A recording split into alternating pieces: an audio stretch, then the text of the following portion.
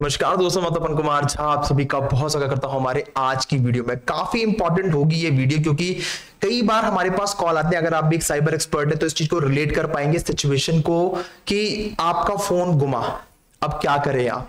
तो आप पहले एथिकल हैकर को फोन लगाते बोलते भाई मेरा फोन ट्रैक कर दे, मेरा फोन गुम चुका है। एक कोई भी इंस्टाग्राम अकाउंट हैक करना हो, एथिकल हैकर को फोन लगाया जाएगा, बताया जाएगा कि भाई कि ये ना तुम अगर ट्रैक कर सकते हो तो बहुत बड़ी बात है।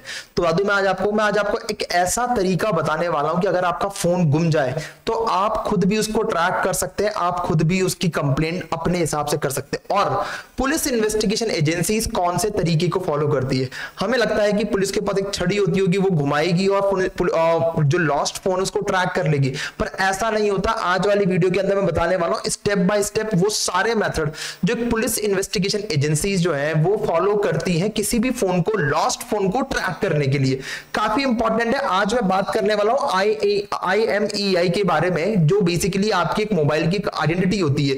कैसे इस IMEI नंबर के थ्रू आपके फोन को ट्रैक करा जाता है, या फिर कई बार लोग बोलते हैं कि ट्रैकिंग के लिए बहुत बार है ना हम लोग किसका यूज करते हैं, IP एड्रेस का यूज करते हैं। पर अगर इंटरनेट ना हो तो ये IMEI नंबर एक वरदान की तरह होता है, हमारी डिवाइस की आइडेंटिटी होती है। चलिए जानते हैं 7 सिंपल स्टेप के अंदर कि आप भी कैसे इस चीज को आराम से घर बैठ के ट्रैक कर सकते हैं बिना टाइम वेस्ट करे। ठीक है, तो पहला जो काम रहेगा आपको करना क्या है कि रिपोर्ट एन IMEI कलेक्शन। ठीक है, पहला काम कहते जैसे मान लो आपका फोन गुम गया। फोन घूमते ही क्या होता है कि हमें करना क्या है कि हमें हमारा जो बिल है, ओरिजिनल बिल जो आपका उस फोन का होगा, उसको पहले निकालना, उसका एक प्रिंट आउट कराना है। उसके ऊपर लिखा होता है IMEI नंबर। बहुत सारे फोन्स जो ड्यूल से मोबाइल्स होते हैं उसके अंदर 2 IMEI नंबर होते हैं, तो वो IMEI नंबर एक काफी इंपॉर्टेंट होता है, वो लेकर आए आप। और पहले आपको करना है पुलिस के अंदर एक कंप्लेन दर्ज करानी है, रिपोर्ट एंड IMEI कलेक्शन। तो बेसिकली आपको पुलिस के रिपोर्ट के दौरान क्या लिखना है, बहुत बार लोग बड़ा चौड़ा लिख देते हैं मेरा फोन था गुम गया, ये हो गया, ये IMEI नंबर देना ही भूल जाते हैं। तो उस कंडीशन में पुलिस कोई भी इन्वेस्टिगेट नहीं कर सकता। तो उस कंडीशन में करना क्या है, आपको पहले आपको शेयर करना है आपका IMEI number for the lost phone. जो भी आपका फोन गुम गया है वो आप शेयर कर दो। अब ये वर्क कैसे करता है, पहले हम ये समझते हैं कि ये IMEI नंबर के थ्रू कैसे ट्रैक कर पाते हैं पुलिस। तो दिख रहा होगा आपका जो मोबाइल फोन है, जब आप मोबाइल फोन के अंदर सिम कार्ड लगाते हैं, मोबाइल फोन को आपने ऑन करा, ऑन करने के बाद आप सिम कार्ड जब इंसर्ट करते हैं तो इंसर्ट करने के बाद ये एक रिक्वेस्ट भेजता है आपके सेल फोन टावर के पास। दिख रहा होगा आपको यहाँ पे सेल टावर दे रखा है, तो इस सेल टावर के पास एक रिक्वेस्ट भेजेगा और यहां से पहुंचेगी इंफॉर्मेशन नेटवर्क प्रोवाइडर इंफ्रास्ट्रक्चर के पास कि एक नेटवर्क मतलब ये IMEI नंबर हमारे इस सेल टावर पे एक्टिवेटेड है। और यही एक तरीका होता है फोन को ट्रैक करने का। अब देखो ये जो इंफॉर्मेशन है ना, जो सेल टावर की इंफॉर्मेशन है, या फिर मान लो कि जो भी सर्विस प्रोवाइडर के पास इंफॉर्मेशन, ये सारा सर्विस प्रोवाइडर के अंदर ही होता है। अगर आप एयरटेल का सिम कार्ड यूज कर रहे हैं तो एयरटेल वालों के पास ही आपका IMEI नंबर जाएगा। ध्यान देना इस बात को। इसलिए क्या होता है, लोग बोलते हैं कि यार उस IMEI नंबर को ट्रैक कर दो, तो बाहर के लोग नहीं कर पाते, इवन पुलिस भी इस चीज को नहीं कर सकती। उनको भी हेल्प लगता है किसका, आपके सर्विस प्रोवाइडर का, क्योंकि नहीं पता जब चोर आपका फोन चुराता है तो पहला काम क्या करता है, फोन को स्विच ऑफ करेगा, सिम कार्ड निकाल के तोड़ के फेंक देगा। उसके थोड़े दिनों के बाद जब तक कि ये फोन ऑन ना हो जाए और एक इसमें नया सिम कार्ड इंसर्ट ना हो जाए, कोई भी पर्सन इसको, कोई भी एजेंसी इसको ट्रैक नहीं कर सकती है। मेक श्योर कि जब तक कि फोन ऑन नहीं होगा, उसमें कोई सिम कार्ड इंसर्ट नहीं होगा, तब तक उसको कोई भी ट्रैक नहीं कर सकता। अगर फोन ऑन भी हो गया और सिम कार्ड नहीं है, उस कंडीशन के अंदर भी फोन ट्रैक नहीं हो सकता, क्योंकि ऐसी कोई आइडेंटिटी ही नहीं है अभी फोन के पास जो वो किसी नेटवर्क से जुड़ के उसके साथ में शेयर करे। जब आप इसमें एक सिम कार्ड जो है इंसर्ट कर दो, आपने सिम कार्ड यहां पे डाल दिया, सिम कार्ड डालने के जस्ट बाद क्या होगा, ये रिक्वेस्ट जाती है आपके नियर बाय सेल टावर। जैसे अगर आपने वोडाफोन यूज कर रखा, आपने एयरटेल यूज कर रखा, आपने BSNL, कोई भी सिम कार्ड जब आप इंसर्ट करोगे, इंसर्ट करने के बाद सीधे ये रिक्वेस्ट जाती है सेल टावर के पास कि बॉस मुझे इसका नेटवर्क चाहिए। ठीक है, ये IMEI नंबर सबमिट हुआ और यहां पे आ गया किसके पास, ये हमारा नेटवर्क प्रोवाइडर इंफ्रास्ट्रक्चर के पास ये इंफॉर्मेशन आ गई कि ये IMEI नंबर जो है ना ये आपसे नेटवर्क लेना चाह रहा है।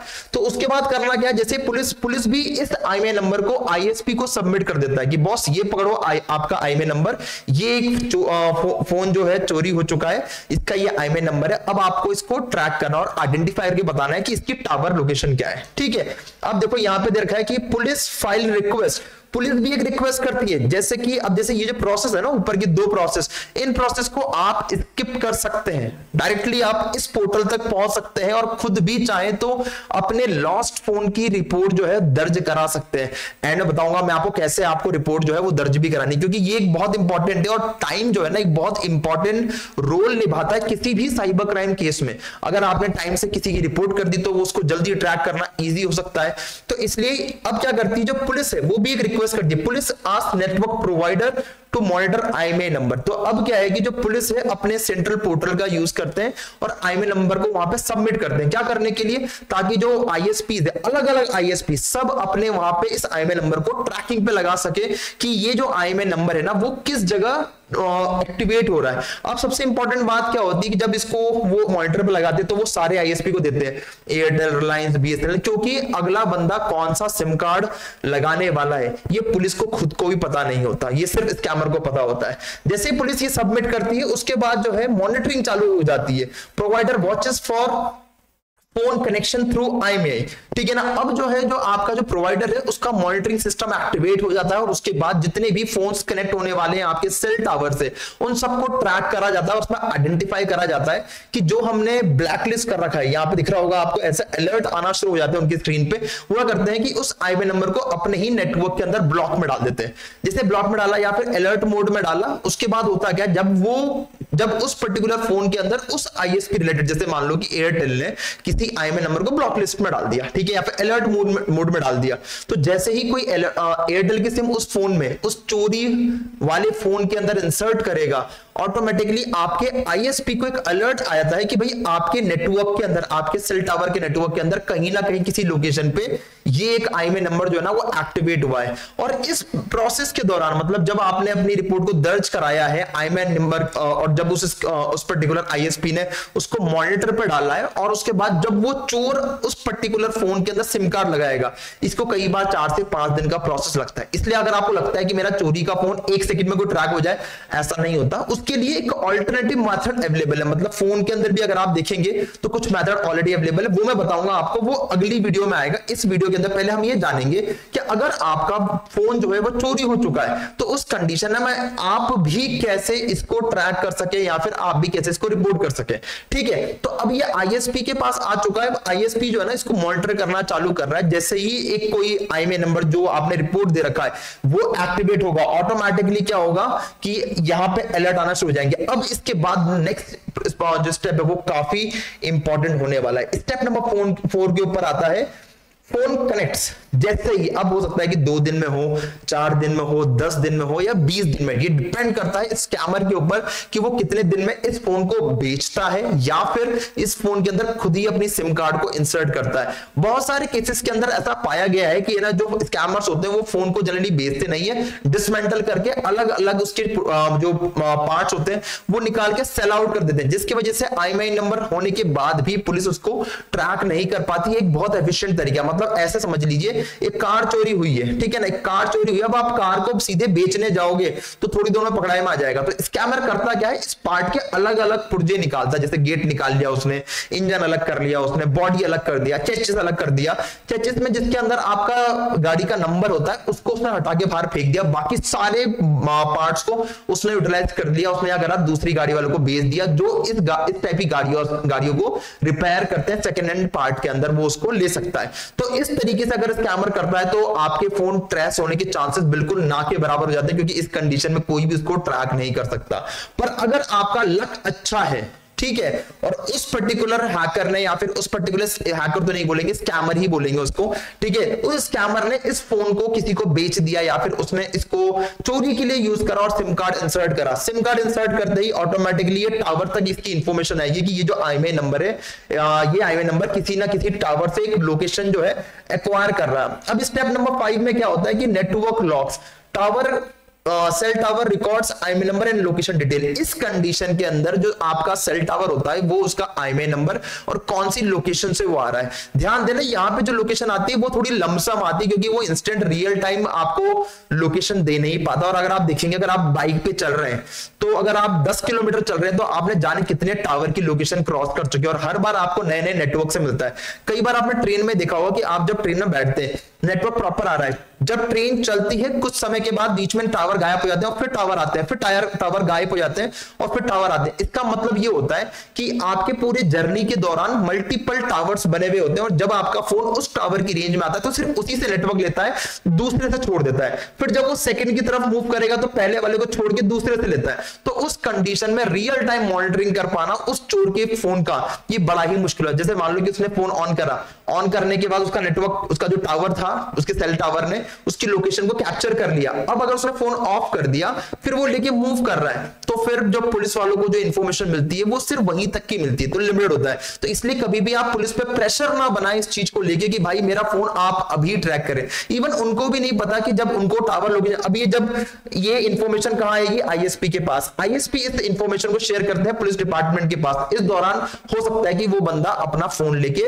ट्रैवल कर चुका हो। ठीक है, अब इसके बाद क्या होता है, 6th नंबर पे आता है कि लोकेशन इन्फो सेंड। तो बेसिकली जैसे ही ये इंफॉर्मेशन आती है कि ये आईएमई नंबर एक लोकेशन पे एक्टिवेट हो चुका है, ऑटोमेटिकली यहाँ पे पुलिस के पास ये जानकारी आ जाती है कि अगर आप देखेंगे तो यहाँ पे पुलिस के पास ये जानकारी होती है कि अब ये आईएमई नंबर जो है ना वो कहां पर आ गया और इसको वो ट्रैक करना चालू कर देते हैं। और उसके बाद फिर वो ट्राई करते हैं कि उसके नियर बाय लोकेशन से कुछ जानकारी निकाले या फिर जो टीम उसके नियर बाय में होंगी उन्हीं को वो एक्टिवेट कर दे ताकि जब तक कि वो वहां से पहुंचेंगे हो सकता है कि वो जो स्कैमर है वो फोन लेके चला जा चुका हो और आपका एक सबूत भी मिट चुका हो। उसके बाद स्टेप नंबर 7 पे आता है कि फोन को ब्लैकलिस्ट कर सकते हैं। एक सबसे इंपॉर्टेंट काम क्या होता है कि अगर आपने बोला कि भाई मेरे को तो ये फोन जो है ना मुझे ब्लैकलिस्ट पे करना है। ब्लैकलिस्ट का मतलब क्या होता है कि अब ये फोन किसी भी तरीके से आपके नेशनल नेटवर्क में यूज नहीं हो पाएगा। मेरी बात ध्यान से सुने आप, ठीक है। यहां पे मैंने एक बहुत इंपॉर्टेंट बात कही है कि आप इस फोन को नेशनल नेटवर्क में यूज नहीं कर सकते। जैसे देखा है यहाँ पे प्रिवेंट नेटवर्क यूजेस। तो बेसिकली क्या होता है कि ये जो आईएमई नंबर ब्लॉक होता है ना, इसका कोई ऐसा नहीं है कि भाई मैंने यहाँ ब्लॉक कर दिया पूरी दुनिया में बैन हो गया। हम क्या करते हैं, हम आईएसपी को देते हैं कि आप इसको ब्लॉक में कर दो। तो एयरटेल कभी भी इस आईएमई नंबर के ऊपर नेटवर्क नहीं देगा, रिलायंस कभी भी इस आईएमई नंबर पे नेटवर्क नहीं देगा। पर अगर मान लो स्कैमर स्मार्ट और उसने इस फोन को इंडिया के बाहर जाके बेचा तो बेसिकली बाहर वाले जो आईएसपी होते हैं ना वो उस पर्टिकुलर सिम कार्ड पे नेटवर्क दे सकते हैं। ठीक है, तो इसलिए बहुत सारे केसेस के अंदर ये पाया गया जो स्कैमर्स होते हैं वो बाहर जाके भी सेल करते हैं इस फोन को। और ये जो फोन चोरी के फोन होते हैं वो बेसिकली स्कैम करने के लिए चोरियों के अंदर मैक्सिमम यूटिलाइज होता है। इसलिए रिस्पॉन्सिबिलिटी ये बहुत इंपॉर्टेंट होता है कि जब भी आपका कोई फोन चोरी हो तो उस कंडीशन में आपको उसकी एक रिपोर्ट जरूर कराएं। कल के दिन कोई लीगल एक्शन आप पे हो सकता है। कल के दिन अगर वो फोन हो सकता है कि वो 3000 का फोन हो, 4000 का फोन हो या फिर उससे 1200-1500 का फोन क्यों ना हो, अगर वो किसी क्राइम सीन के अंदर पाया गया या फिर कोई क्राइम करते वक्त उस फोन का यूज कर रहा होता है तो वो चेक करते हैं कि ये जो फोन है वो किसके नाम से रजिस्टर्ड है। ये आईएमई नंबर के ऊपर आपका बिल दिख रहा है कि भाई ये यूजर के नाम से रजिस्टर्ड है। आपने देखा होगा जब आप फोन लेने जाते तो उस कंडीशन में दुकानदार जो होता है ना वो बिल के अंदर सिर्फ ये आईएमई नंबर लिखता है क्योंकि उसको पता होता है कि इस आईएमई नंबर से ही इस फोन का जो ऑनर है उसकी आइडेंटिटी पता चलती है। तो अगर कभी भी आपका 200 का, मतलब 200 का तो मिलेगा नहीं कोई भी फोन, 700-800 सेकंड हैंड फोन आते हैं, 1500-2000 के अंदर कोई भी कीपैड वाला फोन आपने लिया और अगर वो गुम जाए तो ये मत सोचे कि मैं पुलिस में कंप्लेन क्यों कर रहा हूं जबरदस्ती कि यार बेफालतू में मुझे लंबा चक्कर काटना पड़ेगा, इतनी देर में तो एक नया फोन ले लूंगा। इससे बेटर है कि आप कहीं ट्रैवल ना करें। तो उसके लिए एक साइट बताऊंगा मैं आपको जहां पे आप खुद जाके भी इसकी कंप्लेन जो है वो कर सकते हैं घर बैठ के। और ट्रैवल करने की जगह आप पहले खुद कंप्लेन कर लें, देन फिर आप असिस्टेंट ले सकते हैं किसी की भी। तो ये 7 प्रोसेस ऐसे हैं जिसके थ्रू आप अपने फोन को पहले तो ब्लॉक करा सकते हैं ताकि उसका कोई अनऑथराइज और मिसयूज ना कर सके किसी भी क्राइम सीन के लिए और साथ में उसको ट्रैक करा जा सके। अब देखिए यहाँ पे नीचे आते हैं तो ये पूरे 7 प्रोसेस को मैंने यहाँ पे डिस्क्राइब कर रखा है इस इमेज के थ्रू। आईएमई नंबर ट्रैकिंग प्रोसेस के अंदर पहले दे रखा है कि रिपोर्ट एंड आईएमई कलेक्शन, उसके बाद फिर आपका आता है पुलिस फाइल रिक्वेस्ट पुलिस जो एक रिक्वेस्ट फाइल करती है रिक्वेस्ट आपके आईएसपी में। मैं यहां से एक पेन निकाल लेता हूं, ठीक है।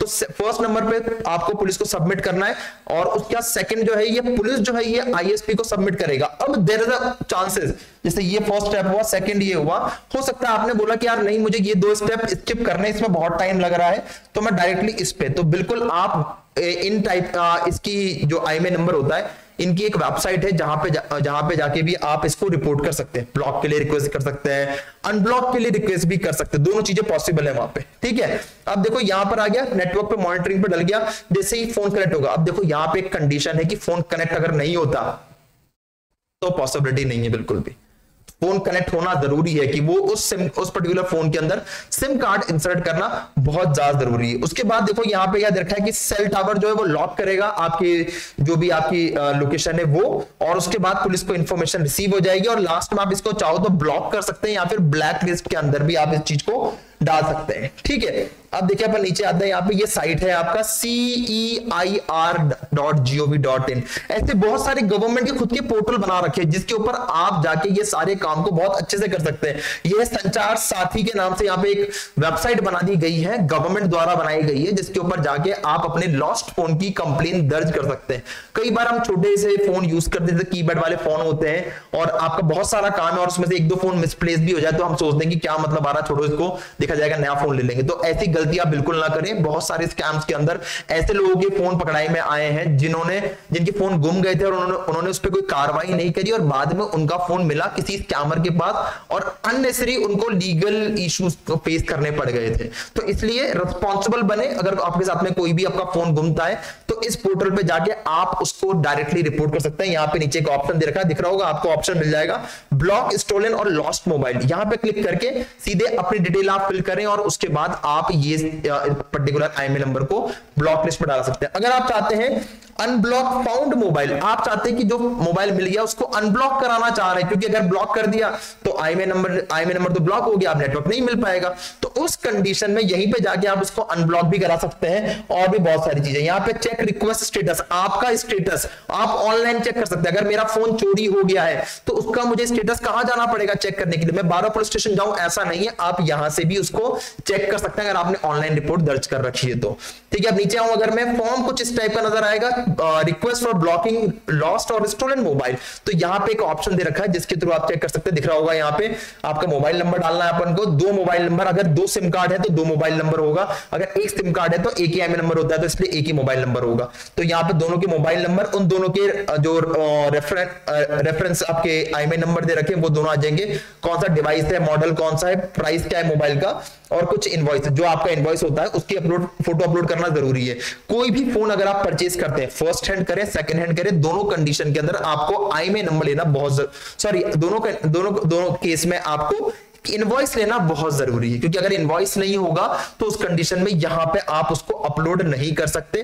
पर ऐसा यहां पे कोई एक ना मैंडेटरी फील्ड नहीं दे रखा, आप चाहे तो इसको स्किप कर सकते हैं, पर ऑथेंटिसिटी किसे दिखाएगा कि ये जो फोन घुमाए आप ही इसके ऑनर हो, तो उस कंडीशन में इनवॉइस होना बहुत जरूरी होता है। ठीक है, उसके बाद आपके लॉस्ट के बारे में, किस जगह आपका लॉस्ट हुआ था, उसका स्टेट वगैरह कुछ बेसिक जानकारी है, ये आप देखे इस पर्टिकुलर फॉर्म को आप भर सकते हैं। ठीक है, आई होप कि आपको ये जो वीडियो है काफी इंफॉर्मेटिव लगा होगा, अच्छा लगा है वीडियो तो प्लीज लाइक करना मत भूलना। जिसको 1-to-1 कोर्स करना है साइबर सिक्योरिटी और एथिकल हैकिंग का, हमारे साथ में ऊपर दे रखा मैंने फॉर्म, कमेंट में मिल जाएगा फॉर्म, जाके आप उसको भर सकते हैं। और अगर आपको ये टी शर्ट परचेज करनी है तो उसके लिए आप hplifestyle.in के ऊपर जाके मात्र 250 रुपए के अंदर इस टी शर्ट को भी परचेज कर सकते हैं, उसका लिंक भी आपको डिस्क्रिप्शन में मिल जाएगा, जाके आप भर सकते हैं। ऐसी और वीडियोस के लिए सब्सक्राइब कर ले चैनल को, आने वाली और भी काफी सारी इंटरेस्टिंग वीडियोस होंगी। ऐसी वीडियोस आपको हेल्प करेगी जो आपको साइबर सिक्योरिटी या फिर साइबर क्राइम केसेस के अंदर आपको भरने में काफी हेल्प करेगी हमारी वीडियोस। तो मिलते हैं फिर नेक्स्ट वीडियो में, इस वीडियो के लिए इतना ही। Thank you so much, have a nice day, take care, bye, जय हिंद, जय भारत।